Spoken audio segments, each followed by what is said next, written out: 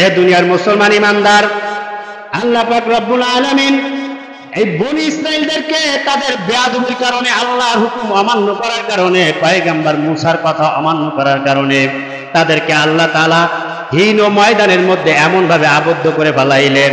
আল্লাহ তাআলা বলেন, ফাইন্নাহা মাহরুমু আলাইহিম, তাদের জন্য আমি আল্লাহ তাআলা দেশ হারাম করে দিলাম, নিষিদ্ধ করে দিলাম। তারা চাইছিল যে যুদ্ধ না করিয়া মিশরে যায় সুন্দর ঠ্যাঙের উপরে ঠ্যাং উঠে খাইবে আর ঘুমাইবে।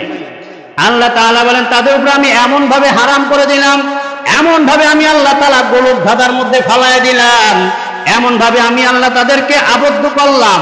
তাদেরকে কোনো প্রাচীর দিয়ে আমি আল্লাহ ঘেরাও দেই নাই, তাদের হাতে পায়ে আমি আল্লাহ শিকলও লাগাই নাই। তাদেরকে এমন ভাবে আমি আল্লাহ গোলক ধাঁধার মধ্যে ফালায় দিছি, ওই ময়দানের মধ্যে আবদ্ধ করে ফালাইছি। তারা সকালবেলা মিশরের উদ্দেশ্যে রওনা হয়ে যাইতো, সন্ধ্যার সময় ঘুরিয়ে আসিয়া দেখতো সেই জায়গায় আসিয়া হাজির। একদিন দুই দিন না, 40 বছর পর্যন্ত আল্লাহ তাআলা তাদেরকে এই গোলক ধাঁধায় রাখছেন।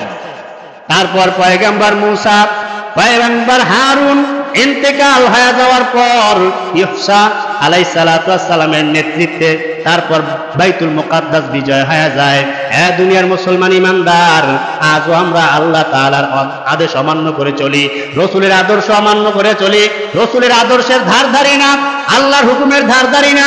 53 বছর পর্যন্ত আল্লাহর বিরুদ্ধে চলিয়া, রাসূলের আদর্শের বাইরে চলিয়া ফ্যাসিস্টের দাবানলের মধ্যে আমরা আটকা ছিলাম। 53 বছর পর্যন্ত ফ্যাসিস্টের আমরা আযাবের মধ্যে ঘোরপাক খাইছি। আল্লাহ তাআলা 53 বছর আমাদেরকে ফ্যাসিস্টের মধ্যে আবদ্ধ করে রাখছেন। আর সময় আসছে ইউসা আলাইহিস সালাতু ওয়াস সালামের অনুসরণ করিয়া যেমনি ভাবে বাইতুল মুকাদ্দাস বনি ইসরাইলরা জয় করছে, আজ যদি উলামায়ে কেরামদের অনুসরণ করিয়া ইসলামের পক্ষে থাকতে পারো, তাহলে ফ্যাসিস্টের হাত থেকে আল্লাহ মুক্তি প্রদান করবেন। অন্যথায় মাস পর্যন্ত ফ্যাসিস্ট তোমাদেরকে কেন হাত থেকে বাঁচাইতে পারবে না? মাস পর্যন্ত কেন খাওয়া লাগবে? মাস পর্যন্ত ফ্যাসিস্টের দাবানলে থাকতে হবে। 53 বছর পর্যন্ত একজনকে নামাইয়া আরেকজনকে উঠাইছো, কেউ শান্তি আনতে পারে নাই। যাকেই উঠাইছো সেই চুরি করছে, যাকেই আনছো সেই মদের লাইসেন্স দিছে, যাকেই আনছো সেই গুমখুম ধর্ষণ রাহাজানি করছে, আলেম ওলামাদের বিরুদ্ধে মিথ্যা মামলা দিয়া তাদেরকে জেলখানায় হাজতে বন্দী করে রাখছে। কেউ ইসলামের শান্তি কামনা করে নাই, জনগণের শান্তির কামনা করে নাই, কেউ দেশের স্বার্থে কাজ করে নাই। সবাই নিজের দলের স্বার্থে কাজ করতে, পেটের ধান্দা করছে। মানুষ খাইলো কি খাইলো না সেই চিন্তা করে নাই। মানুষের রক্ত ঘাম পানি করা টাকা উপার্জন করে কষ্ট করে তাদের থেকে সিনায় নিয়ে বেগম পাড়া তৈরি করছে, তোমাদের জন্য আয়না ঘর নির্মাণ করছে।